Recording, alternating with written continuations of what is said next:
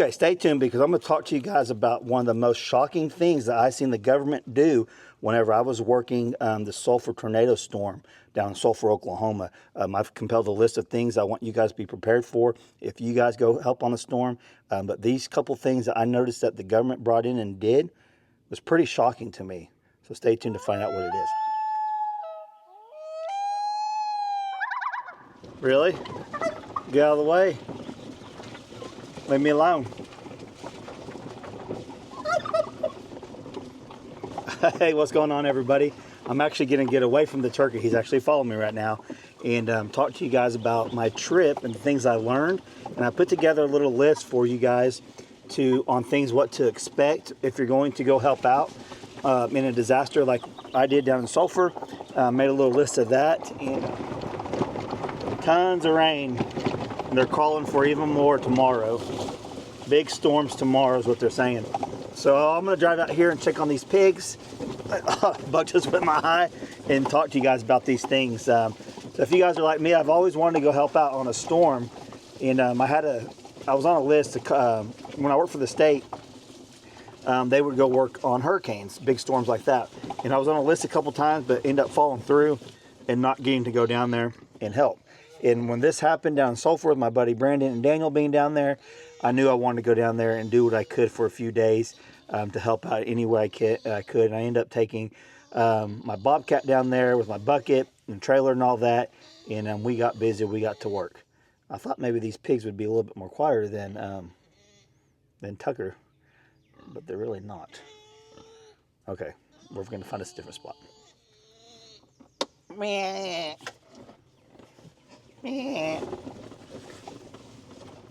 Let's just go up here. Okay, this should be good enough where they aren't going to be bugging us and hear you in the background. So if you guys didn't catch my last video, I'll put an iCard up there. You guys can check it out. I actually go down to Sulphur. I made a video of us going down there, or me going down there, meeting up with Kevin and Gary, Brandon, and Daniel down there to do some cleanup and do some things for the city any way we could. And so I put that, you guys can check that video if you haven't watched it. But this video is, again, I made a list of things I want to talk to you guys about. And that's what this is going to be. I'm going to show you guys some overlay of probably while I'm working down there. You may see some of the footage already in the last video, but there might be some new footage on there too. Just so you're just not watching me talk the whole time. You can actually kind of entertain yourself by watching some cleanup and some of the storm and all that. Okay, so the first thing, if you're wanting to go help out, number one thing, if you're wanting to go help out, say a tornado hits in Pryor, and you want to come up from Sulphur and help us in Pryor clean up. My advice to you is wait a couple days to come up here or to try to contact them. Let the city get organized. Let them get things in place, staging areas, meeting places, things of that nature, like at the expo in Sulphur. That's where they met for all the supplies, where everyone's bringing supplies in, and breakfast. They're cooking breakfast there and all that stuff. Let the city, let the people get organized somewhat first.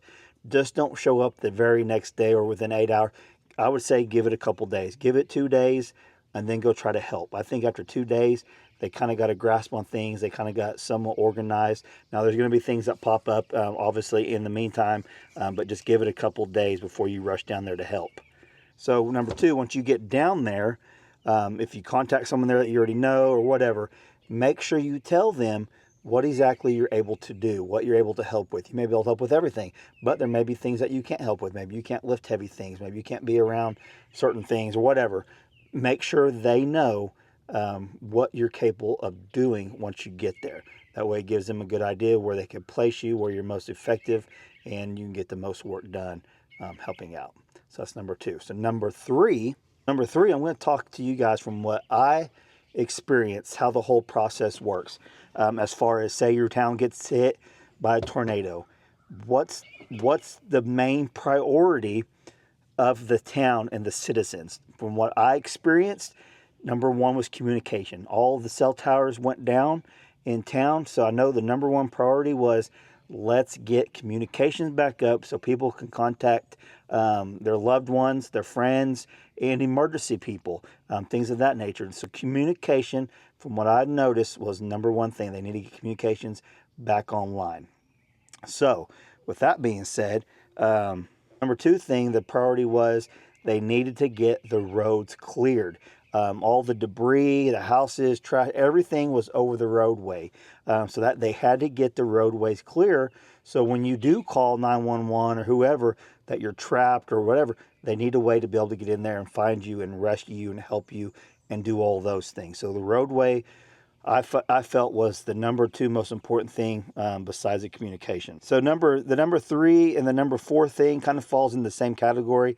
What I noticed was they got really quick at putting porta-johns out for the workers and for the people living in the area. And the porta-johns are pretty important. You got to go to the bathroom, even in a disaster. So they got porta-johns out there really quick.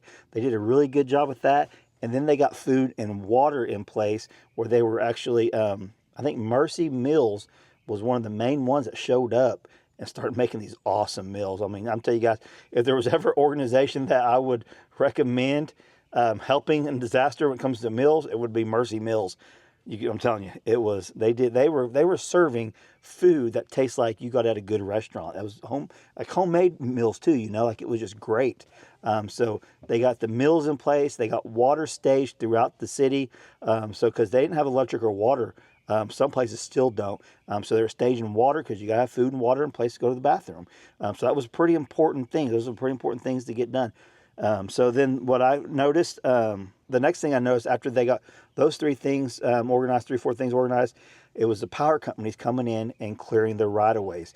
They had to clear all the right-of-ways of debris as far as trees, buildings, whatever, structures, cars, anything that was in the right-of-way that had to be cleared first so they can start restoring, trying to get the power poles back in place. A lot of power lines were completely gone. So they had to come in, they had to pull all the wire that was already down, pull it up, gather it up, put it somewhere, get all the old poles put somewhere, and then they had to set the new poles and then start running the wire. So that's what they were doing as we were leaving.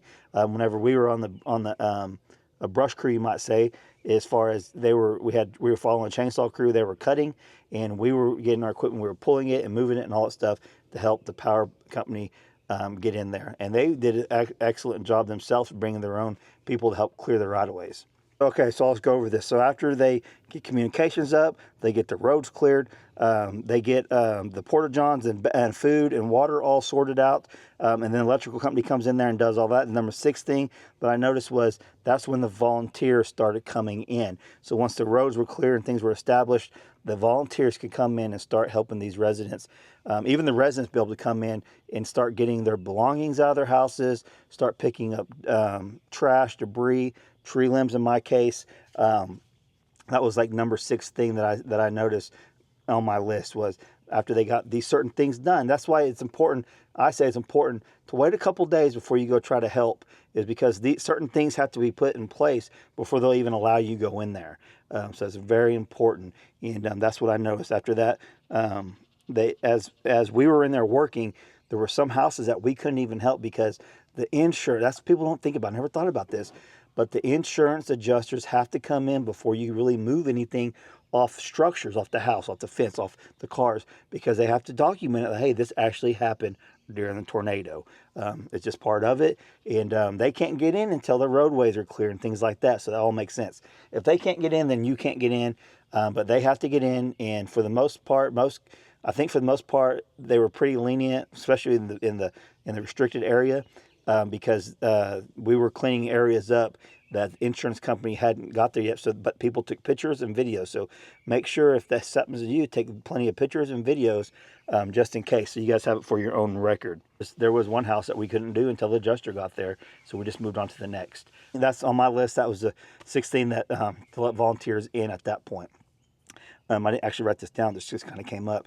Number 7 thing is, and this is probably one of the number 1 things, is the deputy sheriffs, the sheriff's department, the local police, FEMA come in, Red Cross, all of them came in, but they have to pretty much set up security. So that might be the number 1 thing, is when I say setting up security, it's really setting up where looters and thieves and scammers aren't coming in there and taking advantage of people and stealing people, because that happened. That was the most surprising thing to me, especially in a small town like Sulphur, that they got looters. They had people in there stealing stuff. And Brandon talks about, me and Brandon go riding around for a while, and I'm looking for him. The night before, I think they arrested like 5 people stealing stuff. What's cool about it is, I think it was FEMA that brought this. They brought a drone that had infrared, so they could see the looters that thought they were being sneaky and stealing stuff. They were actually watching them. They were watching the looters. So yeah, so they were actually watching the looters and catching them that way. And that gets out pretty quick. Word gets out pretty fast that the government has brought in drones, and they're watching you. Another thing that I seen FEMA brought in, which was surprising to me too, and I showed it in my last video, was they brought in a stationary pole that was on a generator that had lights, floodlights that were watching certain areas, and they right next to it they brought one that had like 4 or 5 cameras on it with lights, and it was motion detection. As we drove by, it came on, and maybe I'll play it for you guys, but it came on and said, "You have violated a protected area. Your actions are being viewed and recorded by live operators. A warning, you're in a restricted area," or something like that. "You're being video recorded by authorities," blah, blah, blah, stuff like that. I was like, man, that's like the kind of stuff you see in the movies. But then I started thinking about, like, if FEMA brought this is stuff they use in the big cities and things like that, to help deter people, and it takes the pressure off the local authorities that may be doing more other things, that frees them up to go do other things because they have those cameras there. So yeah, that was pretty cool. So with the government bringing that stuff in, it surprised me. I never even thought about it. The drones and the cameras and things like that. And you know what? It's necessary. That's one thing I agree with the government coming and bringing that stuff. I agree with that stuff. Yeah, absolutely. Be able to watch these thieves and scammers and looters and stuff, be able to catch them and lock them up. There's no one worse than someone who can take advantage of people that are in a vulnerable situation, as far as like a hurricane, tornado like Sulphur. One instance we got there, I talked about this a little bit in my last video, is we helped a lady clean up her yard that I like to call a scammer. They came by and said, "Hey, would you like us to trim this tree for you? The branches are broke." "Oh, that'd be nice, thank you." Well, they did it, left it all on the ground, and charged her $1,900. My guess is they said, "Just pay it. We'll write your receipt. The insurance company will cover it." That's what I'm guessing. There was a lot of that. I think Brandon and them actually ran off 1 or 2 different crews doing that, charging $1,000, $1,200 to cut a few limbs, which takes anywhere from 20 to 30 minutes. These limbs that they were cutting up and just falling them, and then charging $1,000, $1,200, $1,900. So yeah, that was a big thing. That's why with those cameras and stuff, it helps free up some of the deputies or highway patrolmen to go catch those people doing that. So that was very important. So yeah, so my list might got messed up right there. But yeah, I was very surprised of all the people that were trying to scam people. It's just that's heartbreaking to see. That's stuff you see in big cities, not in small towns. But from what we experienced, was a lot of these people were from, I think, big cities coming in to take advantage of people. As far as I know, there might have been some locals in there, but not like there was coming out. There was more people that weren't from there that were stealing and doing that stuff than there was from there. And that's just bad. But once the word got out that there's a drone with infrared, with whatever, and those cameras and stuff, I think things kind of slowed down. So that's a good thing. So yeah, so that was the most shocking thing that I seen that the government did while I was down there. And that was a good thing. Usually we think government and bad things. I thought that was actually good. So wrapping this up, I just want to do a quick video for you guys to give you my experience with it, kind of maybe give you a list of things if you want to go help. Wrapping this up, things to take with you. So I messed up. I just wanted to get down there and help as quick as I could. I took my Bobcat and my bucket and my trailer and a few supplies.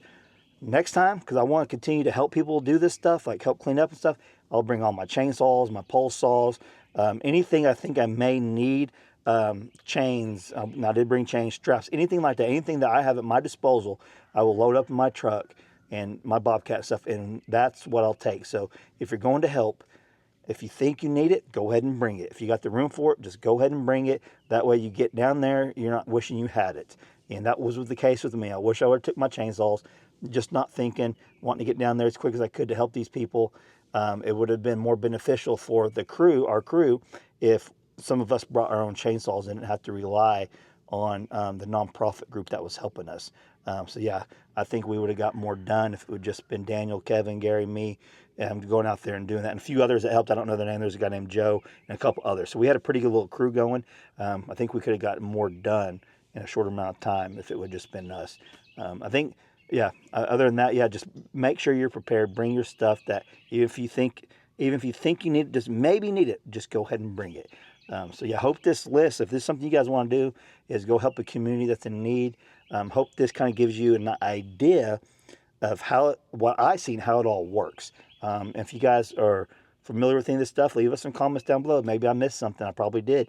One thing is too, if you're wanting to help bring supplies and stuff like that, even give them a couple days, because after a couple days, then they'll have the communications back up, and then they'll be able to say, yes, take it to such and such location or whatever, That's pretty important. Just give it a couple days, let things settle down a little bit, and get organized, and then you guys will be good to go. So yeah, so that's my list of things to help you guys if you're wanting to help work a storm, to help people. Hope that makes you a little bit more prepared.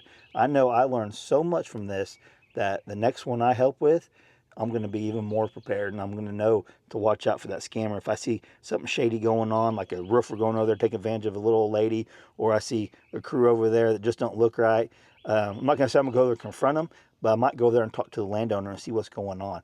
And then if I don't like the situation, that's when you can call the local deputies or whoever, and maybe they can come down and talk to, hey, what's going on? What, $1,900 to cut those 2 limbs? Really, guys? Come on. So yeah, be aware of that. That's something I was not prepared for, was that, and I should have been. Just wasn't thinking right. And then once it started happening, I was like, oh, yep, that sounds about right. But yeah, I hope this video helps you out in some way. And if you're wanting to go help and do all that, but if you're seasoned at this, leave us some comments down below. Maybe something I missed, like I said earlier. And yeah. So be thinking of us too.